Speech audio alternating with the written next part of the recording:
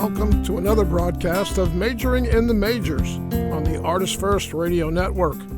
All past broadcasts are podcasts. You can find them at artistfirst.com. Your host, Pastor S.J. Munson, is the author of two books, The Treasure of Israel and Christ Held Hostage, The Hijacking of Christianity. Find them wherever great books are sold. Now, here he is, your host, Pastor S.J. Munson. Hi, this is S.J. Munson, and welcome to Majoring in the Majors. As we've mentioned many times on this show, America is, for good or for ill, a very religious nation. Christianity specifically has always had a prominent role in the American home as well as in the public sphere. The trouble is that one political party right now wants to control the church for its own purposes and has been fairly successful at doing so, and the other party has tended to be generally oblivious when it comes to religion and prefers to just ignore it entirely. Now, if you're a long-time listener or have read one of my books, you know that I believe that the Bible teaches us to listen to our critics. In fact, the book of Proverbs tells us that anyone who will not listen to criticism is a fool. Why? Because it can teach us so much about ourselves. And God frequently speaks through our critics to inform us and sometimes even to rebuke us. Sometimes it takes someone outside of the church to put his or her finger on the problem and to propose a possible and workable solution. And tonight we are honored to have as our guest Mr. Jonathan Rauch. Many of you have heard of him. He's an award-winning author, journalist, and activist. He's currently a senior fellow in governance studies at the Brookings Institute and a contributing editor of The Atlantic. In addition to writing on public policy, he has authored research on a diverse range of topics such as agriculture, gay marriage, height discrimination, and animal rights. His books include The Happiness Curve, Why Life Gets Better After 50, Gay Marriage, Why It Is Good for Gays, Good for Straights, and Good for America, Government's End, Why Washington Stopped Working, and Kindly Inquisitors, The New Attacks on Free Thought. And his most recent book is Cross Purposes, Christianity's Broken Bargain with Democracy. Jonathan Rauch, welcome to the show. I'm happy to be here. Well, first of all, you call yourself a secular or atheistic Jew and a gay man, and yet recently you've come to reevaluate the role of religion, specifically Christianity, in American life. And in the book you talk about it, I would say in a very moving way, this profound respect that you have for Christianity. How did that come about? It doesn't usually work that way. Well, it was a process of a couple things. I grew up, ever since I was 5 years old, I knew some things about myself. I knew that I was attracted to boys and men, and I knew that although I'm Jewish, that I didn't believe in God.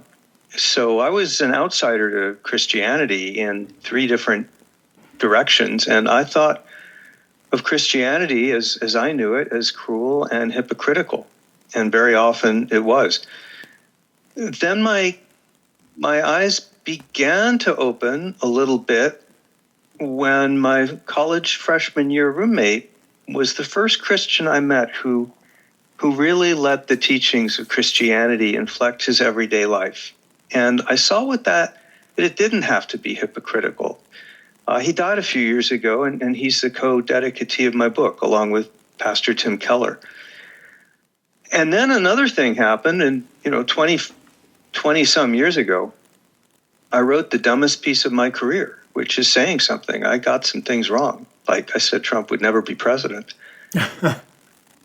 But I wrote this piece for The Atlantic in which I celebrated what I called apatheism, and that's a pun on atheism and apathy. And the idea was, isn't it great that America's secularizing and people are not going to church very much anymore or less than in the past? And since religion is divisive and dogmatic, we'll all be better off. We'll be like, I don't know, Scandinavia.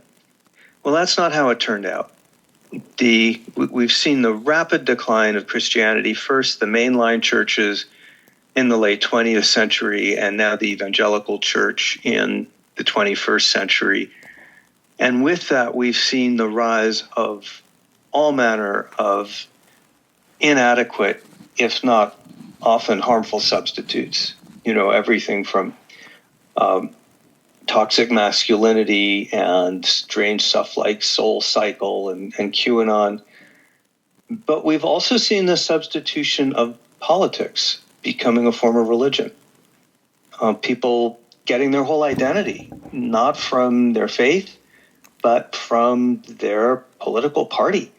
And that's made everyday politics virtually impossible. And so I came to realize that, as I said in the book, Christianity is a load-bearing wall in our democracy. It provides a foundation for morality. It provides a sense of transcendence and connection to something higher.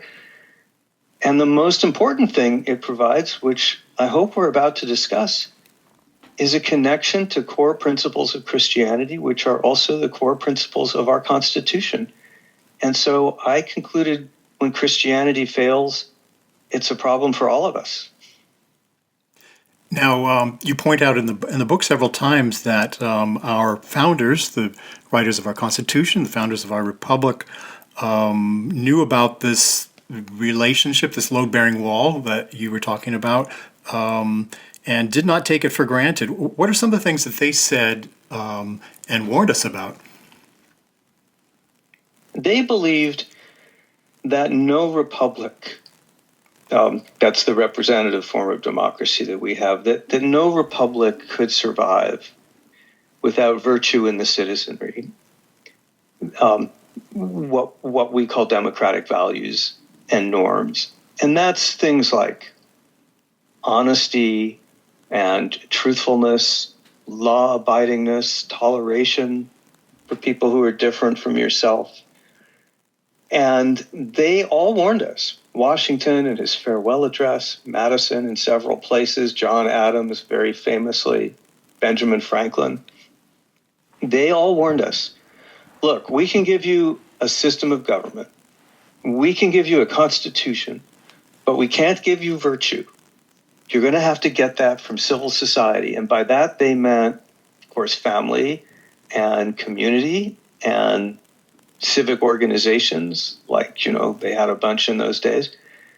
But they also very much meant Christianity, Protestant, specifically white Protestant Christianity, which is America's founding faith. That doesn't mean that they said America is a Christian nation.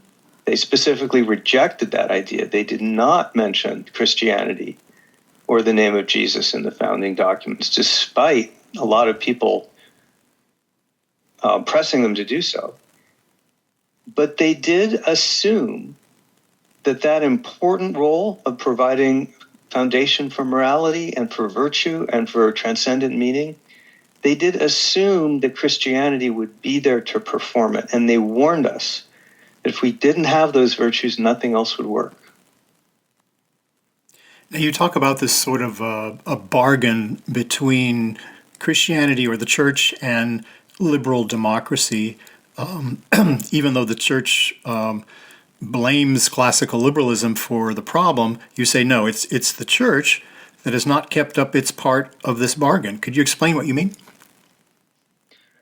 Well, the church has this role to play. As I said, I called it a load-bearing wall. And for different reasons, first, the mainline church, which I think you were associated with in much of your career. Mm-hmm. Yes. And then subsequently, the evangelical church have not been able to do what it was that the founders hoped they would do. So when I was growing up in Arizona in the 60s and 70s, the cultural power of the mainline churches, the Lutherans and the Presbyterian Church and so forth, it's hard to overstate how important these were as cultural institutions in the community. You would very often, when you met someone new, you didn't ask, so what do you do for a living, or where'd you go to college, or even where you're from. You would ask, what church do you go to? And those institutions all but collapsed in the latter half of the 20th century. And sociologists give a bunch of reasons for that. and you know them better than I do. So those churches were not able really to play the cultural role that the founders envisioned. And then the spotlight shifted to the evangelical movement, which got steadily stronger in the 20th century. And people said, well, you see, that's because people want a more structured, rigorous church. They want it to be more biblically centered. And for a while, that looked like that was going to be the story. And then in this century, we've seen the same type of collapse in the evangelical world, the white Protestant evangelical world. And the numbers here are really startling. Throughout the 20th century, the whole century, 70% of Americans regularly attended or were affiliated with a church. In the first 20 years of this century, that dropped to under half, according to Gallup. Church affiliation is now a minority taste in America. The percentage of people identifying as Christian dropped a percentage point a year from 78% to 63% over 15 years in this century. It's just a wholesale abandonment. And as I mentioned earlier, SJ, the problem with that is the substitutes, especially politics, are much worse. Now you use the terms thin religion versus thick religion and sharp Christianity. Could you define what those terms mean and why they're important? So thin Christianity is what happened to the mainline church. And I'm not an expert on this. It's not the main subject of my book. I'm much more focused on white evangelicals. But a church has to be culturally distinctive, especially a Christian church. Christianity is a countercultural faith, right? It's meant to be focused on the next life, not this life. And over the course of the latter half of the 20th century, the mainline Protestant church, it thinned out in the sense that it stopped being culturally distinctive from the rest of America. And it stopped offering something that was recognizably countercultural. One retired Presbyterian pastor told me that in his congregation, a lot of congregations, he said, it got to the point where there'd be church gatherings where the word God was never uttered. And once the church got watered down, or once it diverted itself into social justice and other well-meaning causes, but that were not fundamentally biblical, it lost a lot of adherents because, why give up a Sunday if you're just doing more of what you'd be doing anyway? Then you got the sharp, so that's the thin church. Then you get the sharp church. And that's my term for what happened to white evangelicalism. So starting in the late 70s and early 80s, but then greatly accelerating in this century, and especially in the Donald Trump period, you saw white evangelicalism effectively merge with the Republican Party. Election after election in this century, 80+% of white evangelicals voted for the Republican, no matter who that was, and including Donald Trump. And the bet that evangelicals made was that they could influence politics, but politics would not infect them. And they lost that bet. The church got more and more politicized. It got more and more identified with Republican Party politics. And once again, you had the same kind of story of secularization, but a different type of secularization. The white evangelical church started to look a lot like a political organization. This is something you've spoken and written about. And the same question arises. Well, if I'm doing politics, why do I have to give up a Sunday morning for that? So you saw a lot of people leave the church who were not interested in that kind of, I call it sharp because it's divisive. It's about driving wedges in the culture, political wedges, distinguishing us from them. You'd get the members of the church who go to the pastor and say, you're preaching the Sermon on the Mount, but you're not saying anything about the cultural attack on Christians in America right now. You're not saying anything about the trans people. You're not saying anything about, and so forth and so on. So that alienated a lot of people who were there for Jesus. And the church got sharper, and as it got sharper, it shrank, and as it shrank, it got even sharper, and here we are. Does that sound right to you? You lived it. I lived through it, and looking back, yes, it sounds pretty accurate. Now, today's white evangelical church, what you call sharp Christianity, is always claiming it's under attack, but you say that's fanciful, because in reality, just the opposite is true. Can you talk about that? The United States of America right now is the most protective environment for Christianity that's ever existed anywhere on the face of the earth. And I include the time of the founders. And the reason for that is that we've got a Supreme Court that is determined to ward off efforts to impose secular norms on Christianity. We have decades of jurisprudence to make sure that that's the case. Now, it is true that the cultural environment is challenging for religion. You know, we're a very consumeristic country, but that's always been the case.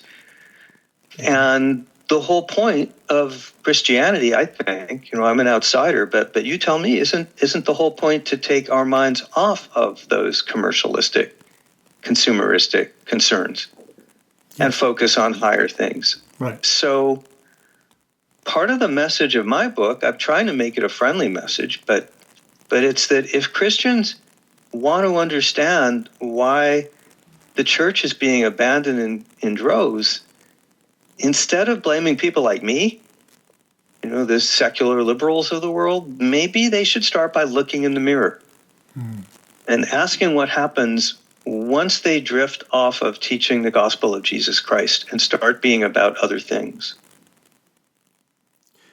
Now, you also quote a Catholic theologian who when asked to sum up Christ's teachings in 3 statements, said, first, do not be afraid.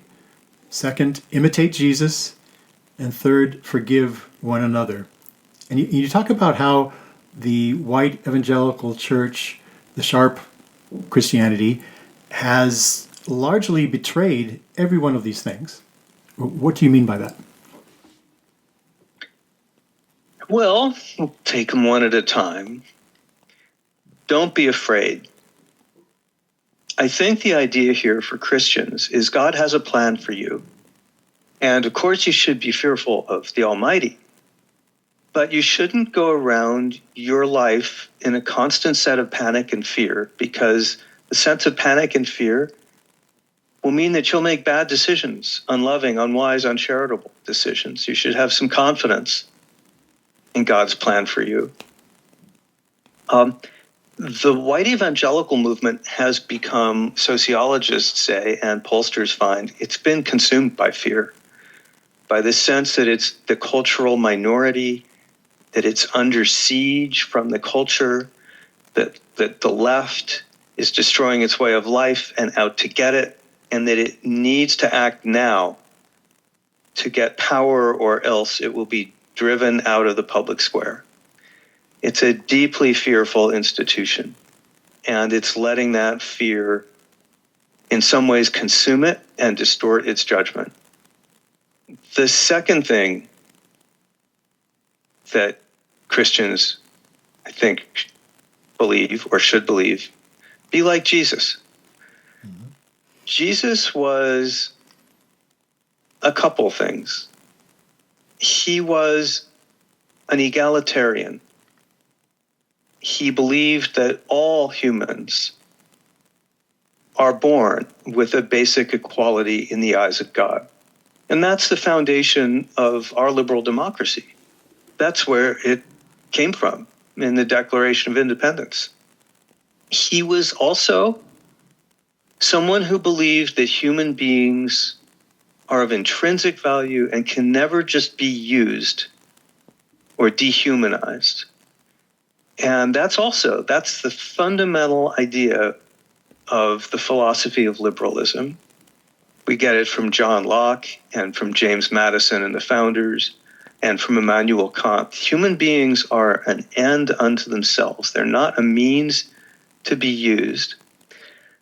And so if you want to have a republic like ours, those two principles of Christianity are also the foundational pillars of our liberal democracy.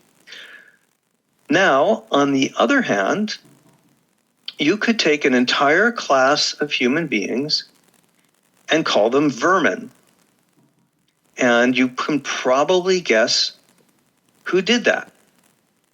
And if you're a Christian and you give support to that kind of person, it's not only a deeply unchristian thing to do, it's a deeply illiberal thing to do. And then the third, forgive each other. This is the idea that judgment belongs to God, not to us. And that the hardest thing to do, and yet in some ways the most important, is to model forgiveness.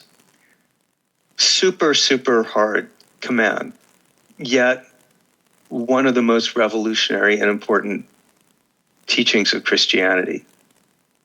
Well, here again, I guess you and all of your listeners saw that famous rally, that famous commemoration when Charlie Kirk was killed, when his widow gave that amazing testimony where she said she forgave his killer because she's a Christian.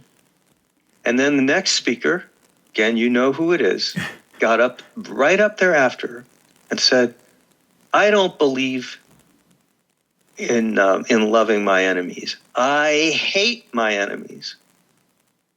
And a lot of the crowd cheered. Now these statements are incompatible with each other. And Christianity is very clear about forgiving your opponent, always treating them as a human being. And so those three core ideas of Christianity, imitate Jesus, don't be afraid, and forgive each other, they're also the core teachings of liberal democracy. And that's the real message of my book. There's nothing wrong with American politics right now in our culture that cannot be healed, or at least partly healed, by an application of Christian virtue, if only Christians would preach it and practice it. I'm just going to quote again from your book. You say, I'm not sure that evangelical Protestant leaders, whatever their mistakes in the past, are the main problem today. Though some have a lot to answer for, sharp Christianity appears to be primarily a crisis of followership. Politicization seems to be flowing from the pews to the pulpit more than the other way around. The crisis of spiritual formation is foremost a crisis of pastoral authority, not of pastoral influence. Can you expand on that? Yeah, this seems to be what's happening today in the evangelical world. Kind of different from the pattern we saw in the 80s and 90s. Because a generation or two ago, it was church leaders and people who identified with the church in big public forums. People like, Pat Robertson, Jerry Falwell, the Reverend Lou Sheldon, Phyllis Schlafly, and so forth. She wasn't a clergy, but she very much identified. It was those prominent people who were pushing the church toward involvement in politics. And now it looks like we're seeing something quite different. A few years ago, an organization called Barna did a survey of pastors, lots of pastors, national survey. And 41% of them said that they had seriously considered quitting the ministry in the past year. And just by the way, when I researched my book, I asked pastors that question. And they typically would say, oh yeah, I've considered it, almost did it, or thought about it 3 times. Daily. Daily. And when asked why, the first 2 reasons, I don't remember what they are, but they're the obvious ones. It was like, high stress, low pay. Number 3 reason on the long list was politics. that my church is getting infected by politics, and that's not why I'm here. And when I interviewed pastors, I heard about this. I talked to one who called it the battlefield mindset. My parishioners come to church and they want to know, how is this church fighting the battle over our politics and culture? And when I tell them that's not why we're here, they don't want to hear that. And a lot of them will drift away to other churches that will take that battlefield mindset, or they'll make life very miserable for the pastor and demand changes. And as you probably know, it only takes a handful of parishioners to make life very painful for a pastor. Mm-hmm. So what we're seeing now is kind of coming from the other direction, SJ. It seems to be that the culture and the culture wars and politics, partisan politics, has seeped into the Christian population, and they're bringing it to church with them. So your book takes a very helpful look, I think, at diagnosing what the problems are, where they come from, but also very helpfully taking a look at what possible solutions might be workable. And one of the things that you look at is the Church of Jesus Christ of Latter-day Saints, otherwise known as the Mormon Church. And that might be surprising to some of our listeners, but that you point out that they have a very interesting view of political compromise. And what is it about the Mormon Church that is particularly amenable, I think, to political compromise? And again, we're not talking about doctrinal compromise, just for those of you who are listening. We're talking about political compromise. So let me just, to put this in perspective, let me just say I am not saying to Christians, you also become Mormons or anything like that. What I am saying is that there's been a big gap, a big hole in Christian teaching in America, and maybe in the world. And that's the absence of a civic theology about how to spiritually form Christians to live in a political world. The church is pretty good at spiritual formation, discipleship, it's often called, in the church's own community. You know, if there's a hurricane, the church is going to be there with the food aid, and that's great. But there's been almost nothing in American Protestantism asking, how would Jesus want Christians to behave in politics or in social media? And the result of that is that you see large numbers of Christians behaving in very unchristian ways in politics and social media, as if that's okay, as if Jesus was only talking about the private part of your life.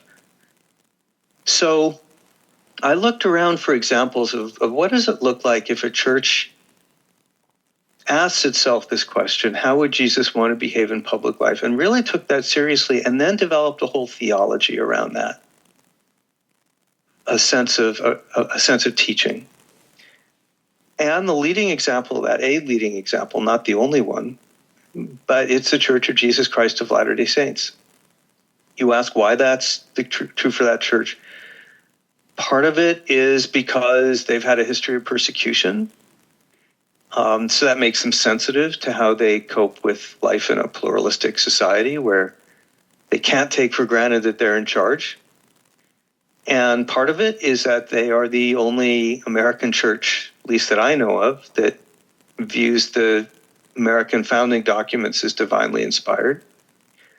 But a big part of it is because the church leadership in recent years looked around. This literally happened in Utah. They looked around and they saw a lot of divisiveness, and they realized that they had contributed to that divisiveness. And they did some soul searching, and they said, maybe there's a better way. Maybe there's a mission that we can go on. They call it peacemaking, is what the late president of the church, Russell Nelson, called it. But it's a theological view that's been most espoused by the current president, who just succeeded. His name is Dallin Oaks. And it says the way Christ would want us to behave in politics is not give up our Christian principles, but treat others in a manner consistent with patience, negotiation, and mutual accommodations. That we have to share the country And we need to find ways to live together and enlarge the space to do that instead of finding ways to sharpen it and shrink it. So that's what they've been doing, and I can talk about some of the remarkable things that have happened. Again, I'm not saying everyone needs to become a Mormon. I am saying there's something to be learned here for white Protestants. Yeah, go ahead and talk about some of the remarkable things that have happened. I think we need encouragement. Well, my interest in the Church of Jesus Christ of Latter-day Saints, it's a lot of syllables, isn't it? It begins in 2015 when something called the Utah Compromise comes along. So the church fiercely opposes same-sex marriage and opposes homosexuality. It's a sin in their church. And in 2008, when same-sex marriage was on the ballot in California, the church threw all its muscle behind a campaign to rescind it. They won that campaign, but there was severe blowback against the church, diving into politics in that way. And that's what led to the episode of Rethinking, not to a change of position about their view on homosexuality. But they did start talking to gay leaders in the state of Utah and begin figuring out that there are ways that are consistent with their views, that they could come up with a way to make everyone better off. So they became a force for the adoption of what was called the Utah Compromise. And that was a bill passed in the legislature by conservative Republicans that did two things. First, it passed anti-discrimination protections for gay and lesbian and trans people. And that was new in Utah. And that's stuff like, you can't get fired for being gay. You can't, not have a house because you're gay. In the same package, they also provided a set of religious exemptions and accommodations to make sure that a place like Brigham Young University would not have to extend its married student housing to same-sex couples. So it carved out space for both sides to do more of what was important to them. And this compromise was a huge success in Utah. It stands to this day. It became a model for other states to try to emulate. And it led to the highest or second highest support for LGBT discrimination protections, anti-discrimination protections of any state in the country, because it made this peace between the two sides. Flash forward 7 more years, it's 2022, and there's a bill in Congress that would do two things. First, it would establish same-sex marriage by statute in federal law. Now, I am a married gay man, but I got that marriage from the Supreme Court. And until 2022, if the Supreme Court changed its mind, I'm out of luck. My marriage is magically dissolved. This bill changed that. It says there's now a federal law in place. It says the federal government will recognize same-sex marriage no matter what the court does. That's a huge deal for people like me and Michael. Now, the Church of Jesus Christ of Latter-day Saints opposes same-sex marriage, but they helped pass that bill. The American Conference of Bishops thought that was crazy. Evangelicals thought that was crazy. But the way the church looked at it was, well, first of all, same-sex marriage is the law of the land anyway, so we're not doing anything new. But second of all, what this bill also had in it was major important new protections for religious liberty, of which the biggest was it said the federal government can never use weaponized tax breaks, federal contracts, federal grants, or any other form of leverage to try to force a church to recognize a same-sex marriage. And that was the weapon that members of the church were most afraid of. Congress took that off the table, did some other things to protect religious liberty. So what they walked away from was important new protections for their own ability to conduct their church according to their beliefs. This is exactly the kind of solution that James Madison and the founders tasked us to look look for as Americans, ways to expand the scope for living together. As President Oak says, patience, negotiation, and mutual accommodation. And that's an example, I think, of applying these principles, these Christian principles in civic life in a way that helps create peace and makes the whole country better off. Do you have any other suggestions for the church, or who maybe a church who's considering, developing some kind of discipleship program in terms of civic discipleship and civic theology? What other kind of things have you noticed are happening around the country? There is some interesting activity.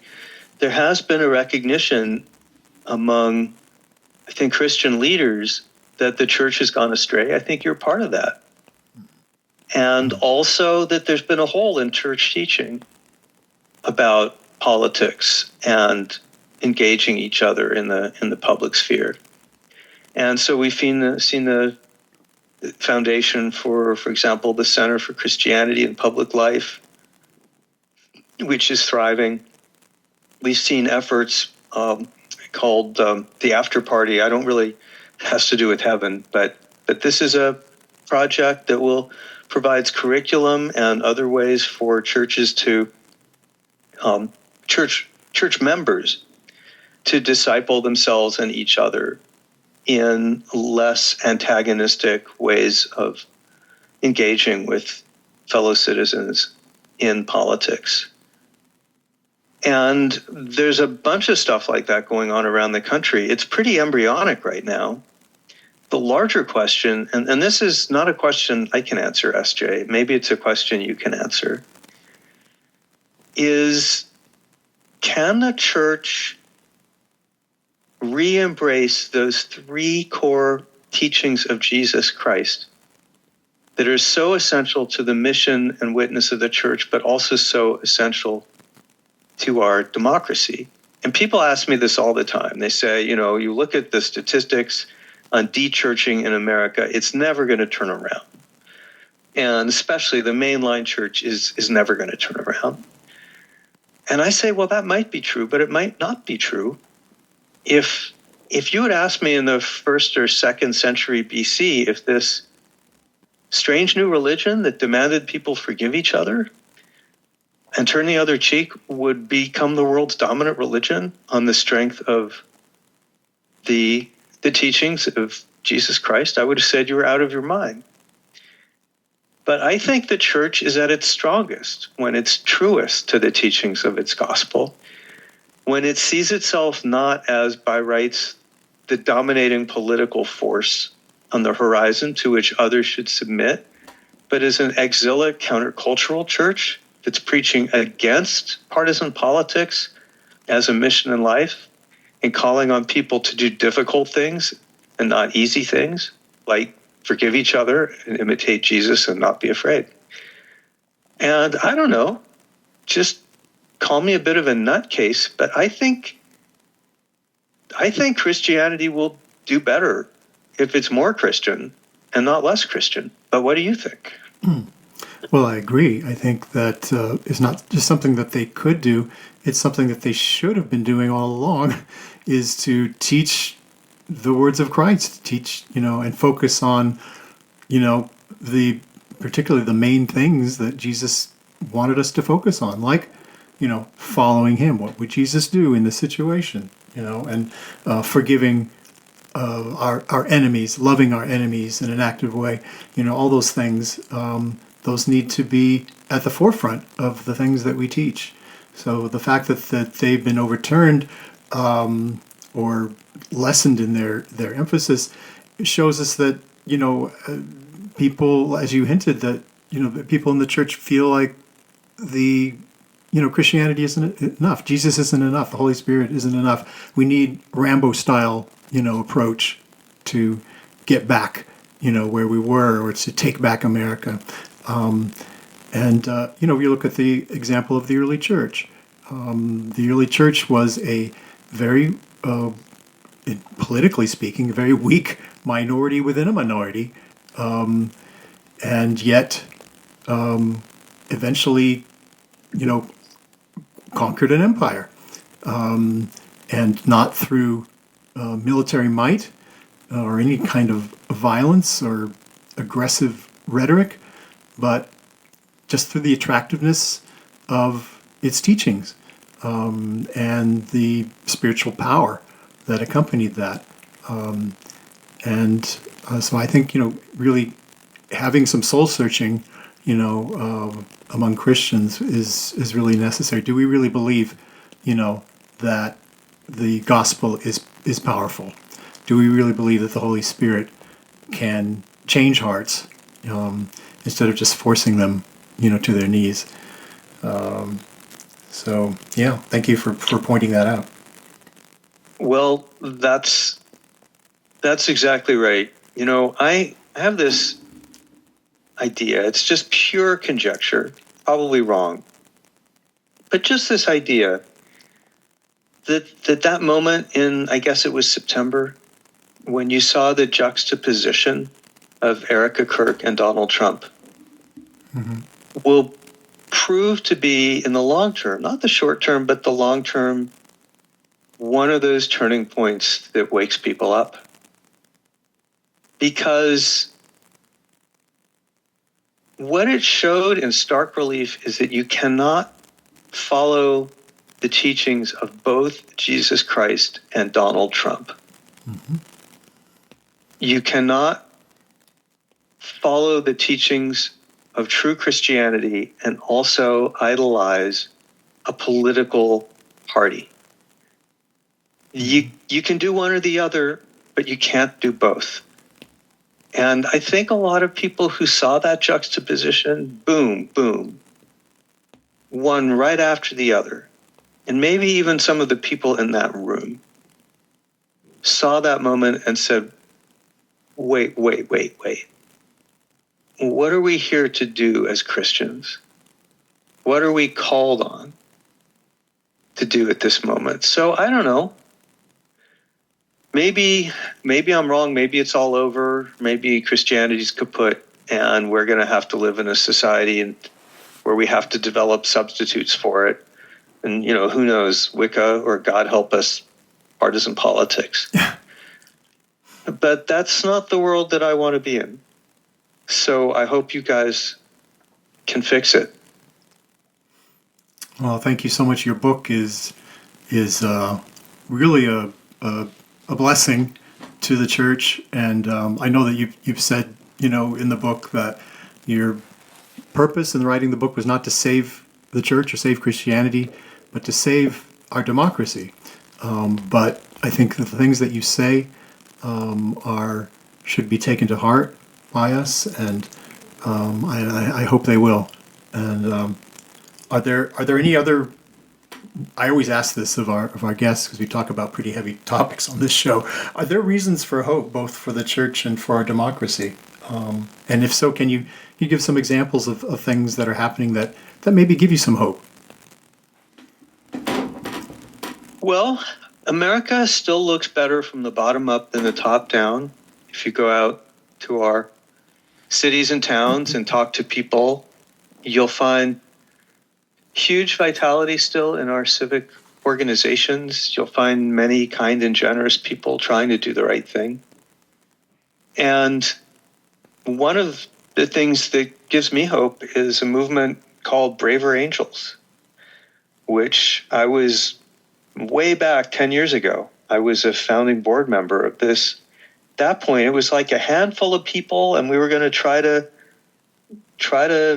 I guess Christians would call it, disciple people in their communities about how to relearn to talk across their political divides. Not agree, but just how to speak to each other as human beings and reestablish connection. And here it is, not 10 years later, and this is a huge national movement with volunteers and activities in every state and in campuses across the country, workshops, debates, all motivated by grassroots, ordinary citizens who say, I want to make things better in my community. And I think apart from what we've been talking about, which is the role that I would hope the church can play, the role that civil society can play still gives me a lot of hope. And now it's hard because you've got the media landscape, which is blasting out a lot of toxic material. And you've got social media, which it turns out is not good for us at all.